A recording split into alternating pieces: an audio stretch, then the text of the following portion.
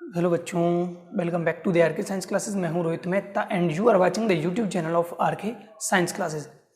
दोस्तों, आज का हमारा चैप्टर नंबर जो 5 चल रहा है 12th बायो का और 10th क्लास की 9th चैप्टर का, 10th क्लास के 9th चैप्टर का और 12th क्लास के 5वें चैप्टर का जो हमारा लेक्चर चल रहा है, जो वीडियो चल रहे हैं, उसका लेक्चर नंबर 4 लाया हूँ मैं आज आपके लिए। और इस लेक्चर में हम बात करने वाले हैं, एक तो संकरण, 4 चीज़ें की परिभाषाएं शेष हैं। सबसे पहले संकरण हाइब्रिडाइजेशन की परिभाषा की बात करेंगे, उसके बाद परीक्षण संकरण, उसके बाद व्युत्क्रम संकरण और चौथी बात करेंगे हम इस लेक्चर में, वो है संकर पूर्वज संकरण यानी कि बैक क्रॉस। और चारों ही जो परिभाषाएं वो बहुत इंटरेस्टिंग हैं और बहुत सरल भी है, समझ गए तो। वैसे समझ में आएगा, क्यों नहीं आएगा भाई समझ में। तो सबसे पहले हम बात करते हैं संकरण की। आज 4 हेडिंग हमें, 4 परिभाषाएं हमें देखनी है। संकरण, परीक्षण संकरण, व्युत्क्रम क्रॉस या व्युत्क्रम संकरण और संकर पूर्वज संकरण। तो सबसे पहले हम बात करते हैं संकरण की, हाइब्रिडाइजेशन। सबसे पहले किसकी बात करते हैं? संकरण की, हाइब्रिडाइजेशन। देखिए, दो भिन्न जातियों या दो जातियों के मध्य, दो जातियों के मध्य या दो जातियों के जीवों के मध्य निषेचन को, निषेचन या क्रॉस को क्या कहते हैं? संकरण कहते हैं। दो जातियों के मध्य या दो जातियों के जीवों के मध्य या दो जातियों के पौधों के मध्य, कोई भी हो सकते हैं, दो जाति होनी चाहिए। दो जातियों के मध्य निषेचन या क्रॉस को क्या कहते हैं? संकरण कहते हैं। जैसे कि एक हमने लिया ये वाला पौधा जो लंबा पौधा है शुद्ध रूप से, और दूसरा पौधा लिया हमने शुद्ध रूप से बौना। जब इन दोनों के मध्य क्रॉस कराते हैं तो क्या बनता है? प्रथम पीढ़ी बनती है। इस पीढ़ी को क्या कहेंगे? F1 पीढ़ी। और हमने कल देखा था कि जो F1 पीढ़ी प्राप्त होती है या F1 पीढ़ी प्राप्त करने के लिए जिन पौधों में संकरण कराया जाता है उनको जनक पीढ़ी कहा जाता है। तो ये कौन सी पीढ़ी हो गई? जनक पीढ़ी। और जनक पीढ़ी को हम लिखते हैं P पीढ़ी से। तो या तो इसको P पीढ़ी लिख दिया जाए या इसको जनक पीढ़ी लिख दिया जाए, दोनों ही सही होंगे। तो देखिए, निषेचन करवाया हमने दो जातियों के मध्य, मतलब एक ये है पादप और दूसरा पादप ये है, तो इन दोनों के मध्य क्या करवाया हमने? क्रॉस या निषेचन करवाया। तो इनको क्या कहा जाएगा? जनक कहा जाएगा। और दोनों जनकों के बीच में जो निषेचन करवाने से प्राप्त पीढ़ी होगी उसको F1 पीढ़ी कहते हैं। तो दो जातियों के मध्य निषेचन को या क्रॉस को क्या कहते हैं? संकरण। यानी कि हम ये कह सकते हैं कि हमने इन दोनों जातियों के मध्य क्या करवाया है? संकरण करवाया है। तो ये हो गई हमारी सबसे पहली जो हेडिंग है, संकरण, हाइब्रिडाइजेशन। अब देखिए, हाइब्रिडाइजेशन जैसे ही करवाया जाता है तो इससे जो भी पौधे प्राप्त होंगे उनको संकर कहा जाता है, उनको संकर, हाइब्रिड कहा जाता है। अगर संकरण क्रिया द्वारा जो पौधे बनते हैं, संकरण क्रिया द्वारा जो पौधे बनते हैं उनको संकर कहा जाता है। अगर एक संकर संकरण की बात करें तो इसको एक संकर कहा जाएगा। यानी कि अब एक संकर संकरण क्या है? यानी कि जब मेंडल एक लक्षण की वंशागति का केवल एक टाइम पे अध्ययन करता था तो उसको कहते हैं अपन एक संकर संकरण, और जब दो लक्षणों की वंशागति का एक साथ अध्ययन करता है तो उसको कहते हैं द्विसंकर संकरण। तो एक संकर संकरण से प्राप्त जो बीज होंगे, जो पौधे होंगे, उनको एक संकर कहेंगे। क्या कहेंगे? उनको एक संकर। और अगर दो संकर संकरण, द्विसंकर संकरण प्रयोग करे तो उसमें दो लक्षणों की वंशागति का एक साथ अध्ययन करते हैं तो उसको कहेंगे द्विसंकर। यानी कि मोनोहाइब्रिड, मोनोहाइब्रिड और दूसरा होगा डाई हाइब्रिड। एक तो मोनोहाइब्रिड और दूसरा होगा डाई हाइब्रिड। ये कब बनेगा? ये बनेगा द्विसंकर संकरण प्रयोग में, द्विसंकर संकरण प्रयोग में। और एक संकर कब बनेगा? एक संकर संकरण प्रयोग में। एक संकर संकरण क्या है? जब मेंडल एक लक्षण की, या मेंडल ही नहीं अपन भी कर सकते हैं, जब हम एक लक्षण की वंशागति का अध्ययन करते हैं। कितने लक्षण की वंशागति? एक लक्षण की वंशागति का अध्ययन करते हैं तो इसको एक संकर संकरण कहते हैं। और एक संकर संकरण में जो बीज बनेंगे उनको कहेंगे एक संकर, मोनोहाइब्रिड। और द्विसंकर संकरण का मतलब है दो लक्षणों की वंशागति का एक साथ अध्ययन करना। आगे बात करेंगे एक संकर संकरण क्या है, द्विसंकर संकरण क्या है, डिटेल में बात करनी है। तो फिलहाल हम बात कर रहे हैं संकरण, हाइब्रिडाइजेशन। दो जातियों के मध्य निषेचन या क्रॉस को क्या कहते हैं? संकरण कहते हैं। दो जातियां ली, उनके मध्य निषेचन करवाया या क्रॉस करवाया तो इससे जो बीज प्राप्त होंगे उनको संकर बीज कहेंगे या संकर पौधे कहेंगे। इसको F1 पीढ़ी कहा। और हमने कल परिभाषा देखी थी, F1 पीढ़ी प्राप्त करने के लिए जिन पौधों में संकरण कराया जाता है या जिन पौधों में निषेचन या क्रॉस करवाया जाता है उनको जनक पीढ़ी कहा जाता है। तो ये हमारी पहली परिभाषा होती है संकरण की। इसके बाद दूसरी परिभाषा हम लेते हैं किसकी? परीक्षण संकरण की। परीक्षण संकरण दूसरी परिभाषा है आज की दूसरी है, लेकिन तुम्हें नंबर वही डालना है जो कल परिभाषाएं चल रही थी। परीक्षण संकरण, इसे टेस्ट क्रॉस कहा जाता है, टेस्ट क्रॉस। और हमने मेंडल की जो संकरण तकनीक थी, मेंडल की संकरण तकनीक, उसमें एक पॉइंट लिखा था कि मेंडल अपने पौधों के लिए क्या करवाते थे, परीक्षण संकरण टेस्ट क्रॉस करवाया करती थी। टेस्ट क्रॉस क्या है, देखिए जब हमने इन दो जनकों के मध्य क्रॉस करवाया तो हमें F1 पीढ़ी में कौन से पौधे प्राप्त हुए, लंबे पौधे प्राप्त हुए। कौन से पौधे प्राप्त हुए, लंबे पौधे। तो जब इन लंबे पौधों का यानी कि F1 पीढ़ी का क्रॉस किसके साथ करवा दिया जाए, अप्रभावी समयुग्मजी जनक के साथ। किसके साथ, ये कैसा है, ये अप्रभावी, दो जनक होते हैं, एक तो अप्रभावी जनक होगा और एक होता है ये वाला कौन सा जनक है, प्रभावी जनक। ये कौन सा जनक है, प्रभावी जनक। तो जब F1 पीढ़ी के पौधों का संकरण, जब F1 पीढ़ी के पौधों का संकरण या क्रॉस किसके साथ, अप्रभावी जनक के साथ करवाया जाता है तो इसे कहते हैं टेस्ट क्रॉस। इसे क्या कहेंगे, टेस्ट क्रॉस कहेंगे। किसे कहते हैं, परिभाषा लिख देते हैं, जब F1 पीढ़ी के पादपों का संकरण या क्रॉस लिख देते हैं,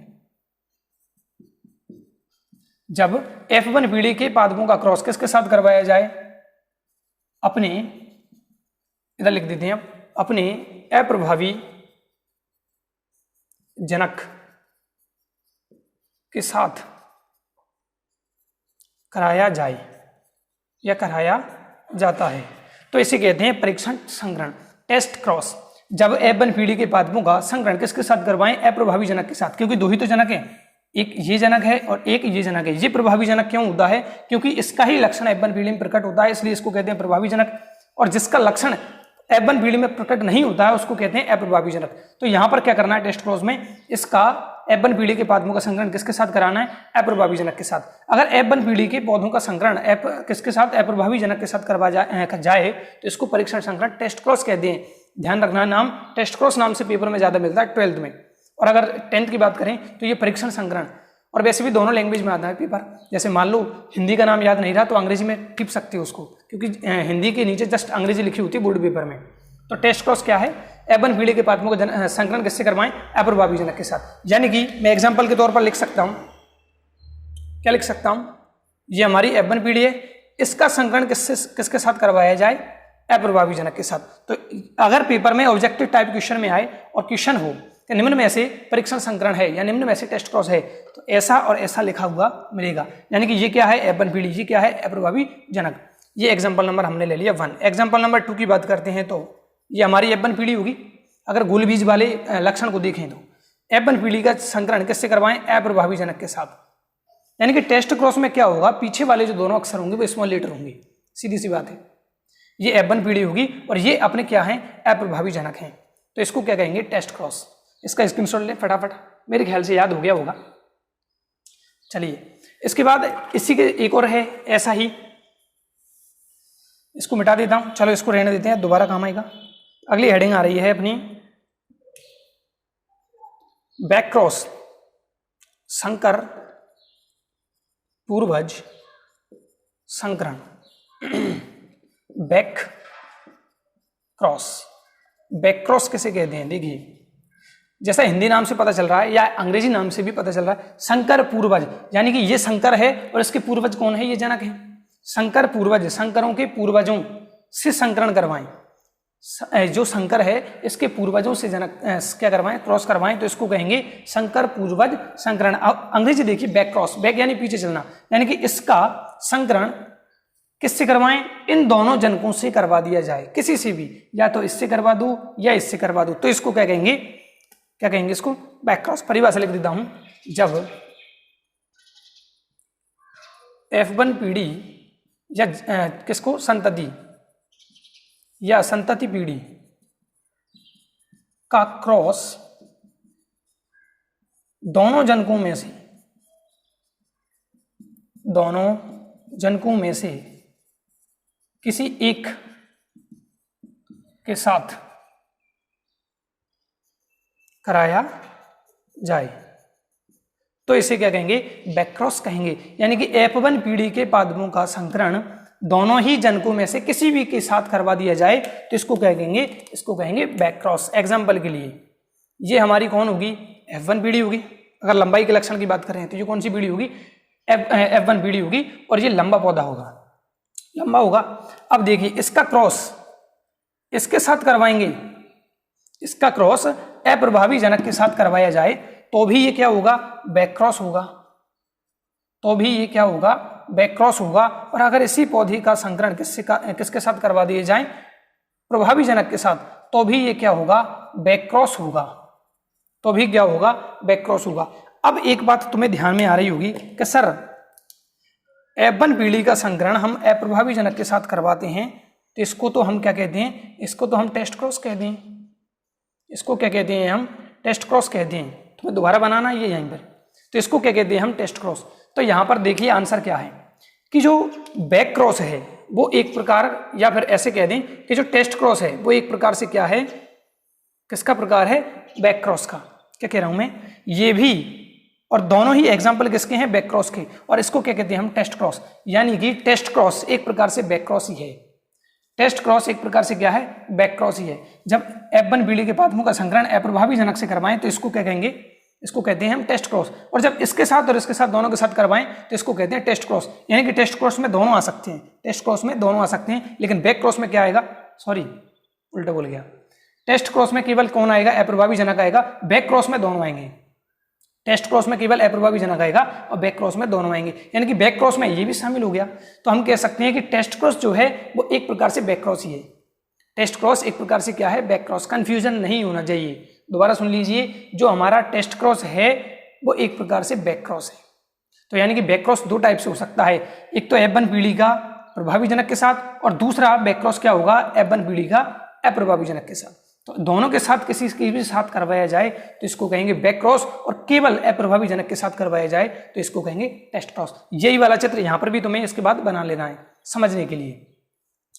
तो ये हो गई हमारी संकरण, दो जातियों के मध्य निषेचन या क्रॉस को संकरण कहते हैं। परीक्षण संकरण टेस्ट क्रॉस किसे कहते हैं, जब F1 पीढ़ी के पादपों का संकरण अपने अप्रभावी जनक के साथ करवाती हैं तो इसको कहते हैं टेस्ट क्रॉस। और संकर पूर्वज संकरण या बैक क्रॉस किसे कहते हैं, जब F1 पीढ़ी का संकरण या क्रॉस किसके साथ करवाया जाए, दोनों जनकों में से किसी के भी साथ करवा दिया जाए तो इसको कहेंगे बैक क्रॉस।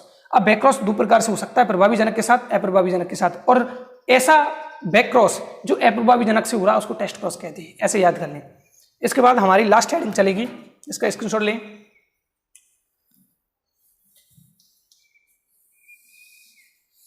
इसके बाद हमारी लास्ट हेडिंग है, लास्ट हेडिंग क्या है, रेसिप्रोकल क्रॉस, व्युत्क्रम संकरण। फोर्थ हेडिंग व्युत्क्रम संकरण, रेसिप्रोकल क्रॉस। ये क्या है, ये कुछ नहीं है, इसमें लिंग को चेंज किया जाता है। जैसे कि मैं ले रहा हूं एक्सपेरिमेंट नंबर 1, प्रयोग नंबर फर्स्ट। प्रयोग फर्स्ट में हमने क्या किया है, जब ये पौधा है और ये अप्रभावी, ये प्रभावी जनक, ये अप्रभावी जनक, दोनों के मध्य क्या करवाते हैं, क्रॉस करवाते हैं, तो F1 पीढ़ी प्राप्त होगी डेफिनेटली। F1 पीढ़ी प्राप्त करने के लिए जिन पौधों में संकरण करवाया जाता है उनको जनक पीढ़ी कहते हैं, यानी कि दो जनकों के बीच संकरण कराने पर F1 पीढ़ी प्राप्त होती है। इतना आप सब समझ गए होंगे।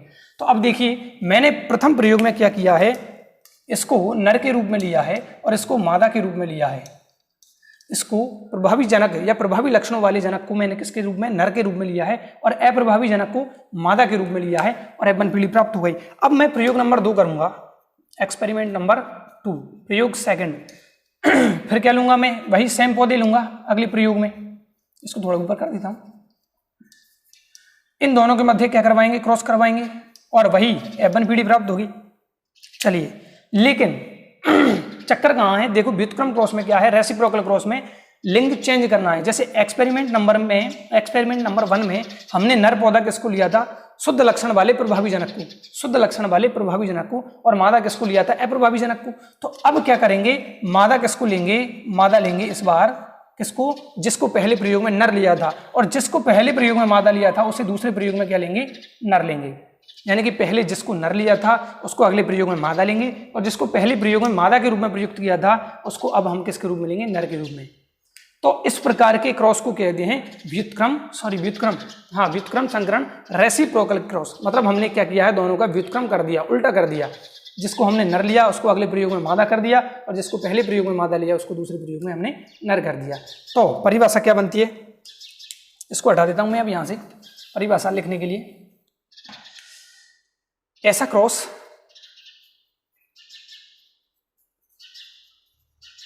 क्रॉस जिसमें क्या करना है, चेंज करना है लिंग को। तो ऐसा क्रॉस जिसमें या जिसमें जनकों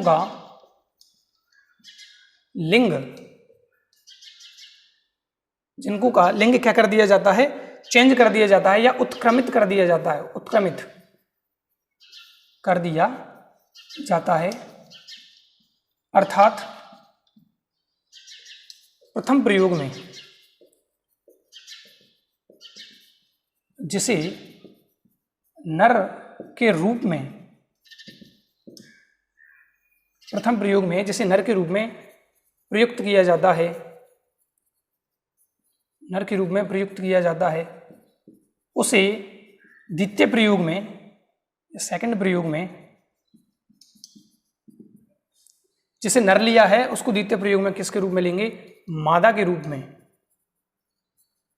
अगर परिभाषा वैसे तो यहां तक भी ठीक है कि ऐसा क्रॉस जिसमें जनकों का क्या कर दिया जाता है, लिंग उत्क्रमित कर दिया जाता है, अर्थात प्रथम प्रयोग में जिसे नर के रूप में प्रयुक्त किया जाता है उसे अब सेकंड प्रयोग में मादा के रूप में, तथा नर को तो ले लिया मादा के रूप में, तथा जिसे मादा के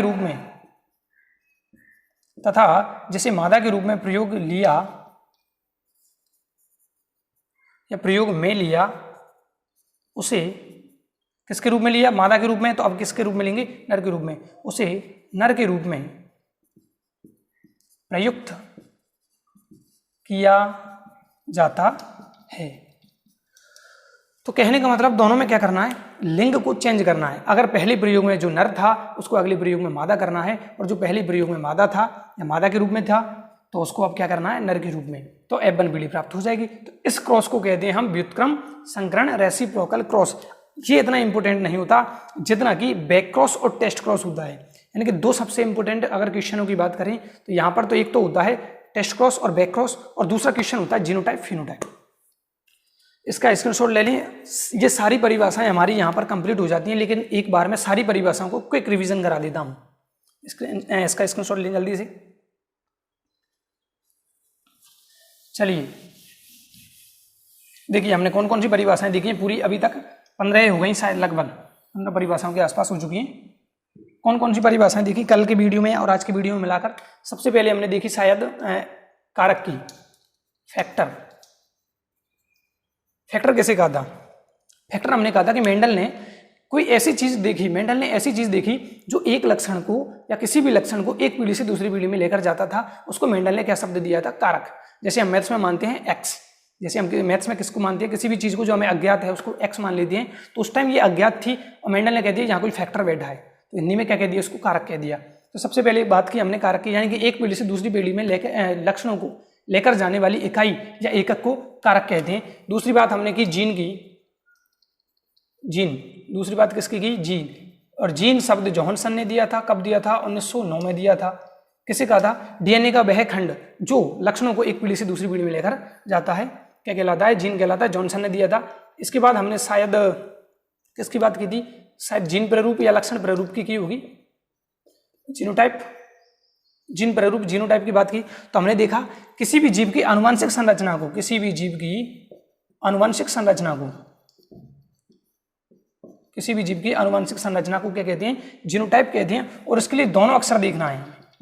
कौन से अक्षर देखना है, दोनों अक्षर। जैसे कि मैंने मान लो ये लिखा है, तो पहला अक्षर से तो हम क्या देखते हैं, फिनोटाइप देखते हैं। हमें क्या दिखाई दे रहा है, कैपिटल टी, यानी कि ये पौधा लंबा हो सकता है, ये पौधा कैसा होगा, लंबा होगा। जीनोटाइप, जब इसकी फिनोटाइप की बात करेंगे तो हम फिनोटाइप में तो क्या होगा, इसका फिनोटाइप तो होगा, इसका पहला अक्षर देखना है फिनोटाइप में।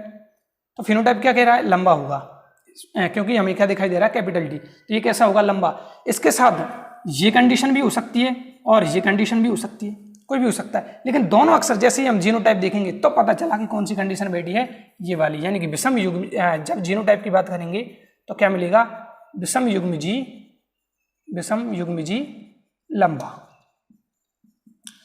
इतना क्लियर है। इसके बाद हम बात करते हैं जीन प्रारूप के बाद लक्षण प्रारूप। चौथी हेडिंग क्या थी? लक्षण प्रारूप, फिनोटाइप। बाह्य प्रतीति को या बाह्य लक्षणों को क्या कहते हैं? लक्षण प्रारूप कहते हैं, फिनोटाइप कहते हैं। और इसमें केवल पहला अक्षर देखना है, केवल फर्स्ट लेटर। कौन सा अक्षर देखना है? First letter.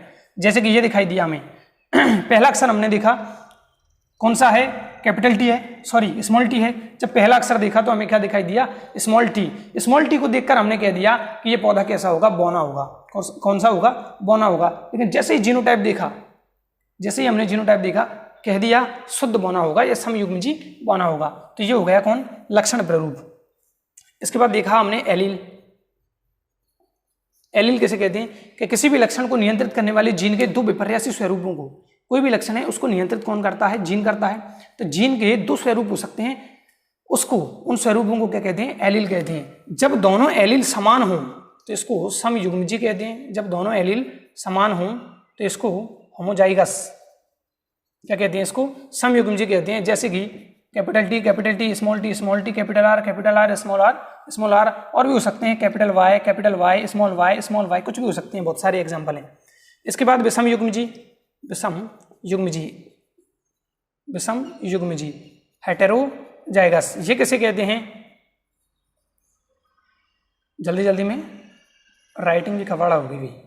विषम युग्मजी, जब दोनों एलील असमान हो, जैसे कि एक कैपिटल टी दूसरा small T, capital R small R, capital Y small Y, capital G small G. ये ग्रीन के लिए है। मटर की फली कैसी होगी? ग्रीन। कैसी होगी? ग्रीन। इसके बाद देखिए विषम युग्मजी हो गया, एलील यानी कि सारे एलीलों की बात कर ली, जीनोटाइप फिनोटाइप हो गया। इसके बाद हम करते हैं बात प्रभावी लक्षण की। किसकी? प्रभावी लक्षण। डोमिनेंट कैरेक्टर, वे लक्षण जो F1 पीढ़ी में खुद को रिप्रेजेंट करते हैं, वे लक्षण जो F1 पीढ़ी में दिखाई देते हैं प्रभावी लक्षण कहलाते हैं। जैसे कि कैपिटल टी स्मॉल टी यानी कि लंबापन, यहाँ पर कौन था? प्रभावी लक्षण था। अप्रभावी लक्षण की बात करते हैं। अप्रभावी लक्षण इसे कहते हैं रिसेसिव कैरेक्टर। जैसे इसी की बात करें तो इसमें जो अप्रभावी लक्षण है वो कौन है? बौनापन, क्योंकि ये कहाँ प्रकट नहीं होता? F1 पीढ़ी में। तो जो लक्षण F1 पीढ़ी में प्रकट होते हैं वो प्रभावी लक्षण कहलाते हैं, और जो लक्षण F1 पीढ़ी में प्रकट नहीं होते वो अप्रभावी लक्षण कहलाते हैं। इसके बाद हमने किसकी बात की? जनक पीढ़ी की। जनक पीढ़ी किसे कहते हैं? F1 पीढ़ी प्राप्त करने के लिए जिन पौधों में संकरण कराया जाता है, किसके लिए? F1 पीढ़ी प्राप्त करने के लिए, उनको क्या कहते हैं? जनक पीढ़ी कहते हैं, पी पीढ़ी कहते हैं। इसके बाद हमने पढ़ा किसकी परिभाषा? F1 पीढ़ी की। F1 पीढ़ी किसे कहते हैं? कि जनकों के बीच संकरण कराने से जो पीढ़ी प्राप्त होगी उसे जनक पीढ़ी कहते हैं। किसके बीच? जैसे ये दोनों जनक हैं तो इन दोनों जनकों के बीच क्रॉस कराने से क्या बनेगी? F1 पीढ़ी प्राप्त होती है। फिर इसके बाद हमने बात की F2 पीढ़ी। F2 पीढ़ी किसे कहते हैं? F1 पीढ़ी के पादपों में स्वपरागण से प्राप्त पीढ़ी को, किससे? F1 पीढ़ी के पादपों में स्वपरागण से प्राप्त पीढ़ी को क्या कहेंगे? F2 पीढ़ी कहते हैं। कौन सी पीढ़ी कहते हैं? F2 पीढ़ी कहते हैं। इसके बाद आज हमने बात की है किसकी? 13वीं परिभाषा जो है संकरण की, कि दो जनकों के बीच निषेचन की क्रिया को ही संकरण कहते हैं। दो जनकों के बीच निषेचन की क्रिया को ही या क्रॉस की क्रिया को ही क्या कहते हैं? संकरण कहते हैं। इसके बाद हमने बात की किसकी? टेस्ट क्रॉस की।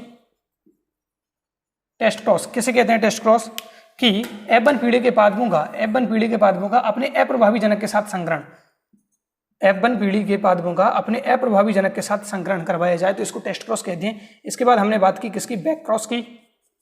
बैक क्रॉस F1 पीढ़ी के पादपों का अपने दोनों जनकों में से या तो ये वाला भी और ये वाला भी, यानी कि F1 पीढ़ी के पादपों का क्रॉस किससे? अपने प्रभावी जनक के साथ, या फिर F1 पीढ़ी के पादपों का ही क्रॉस अपने अप्रभावी जनक के साथ करवा दिया जाए तो ये दोनों ही कौन से एग्जाम्पल हैं? ये दोनों ही बैक क्रॉस के। और इसके बाद हमने लास्ट परिभाषा की बात की रेसिप्रोकल क्रॉस यानी कि व्युत्क्रम संकरण। यानी कि ये क्या है? अगर एक पहले प्रयोग में जिसको नर लिया उसको अगले प्रयोग में हमें मादा लेना है, और जिसको पहले प्रयोग में हमने मादा लिया उसको दूसरे प्रयोग में नर के रूप में प्रयुक्त करना है, तो इसको कहते हैं रेसिप्रोकल क्रॉस। और यहाँ पर हमारी जो सारी परिभाषा उनका रिवीजन हो गया एक बार में, शायद याद हो गई होंगी। बच्चों के अच्छे अच्छे कमेंट्स आ रहे थे, अच्छे अच्छे मैसेज आए। हाँ सर बढ़िया, समझ में आ रहा है। तो ऐसे ही पढ़ाई करते रहें, मैं पढ़ा रहा हूँ और इस आपदा को अवसर में हमें बदलना है। घर पे रहें, सावधान रहें, सतर्क रहें, अपने हाथ बार बार धोते रहें, मास्क का प्रयोग करें। मैं मेरे घर में ही वीडियो शूट करता हूँ इसलिए मास्क नहीं लगाता। अगर कहीं दूसरी जगह जाके शूट करता वीडियो को तो मैं भी मास्क लगा के जाता हूँ, वैसे बाहर जाता हूँ जब भी, वैसे तो ज़्यादा नहीं, जब काम पड़ता है तो जाना पड़ता है। तब तक लिए जय हिंद, जय भारत, जय श्री राम।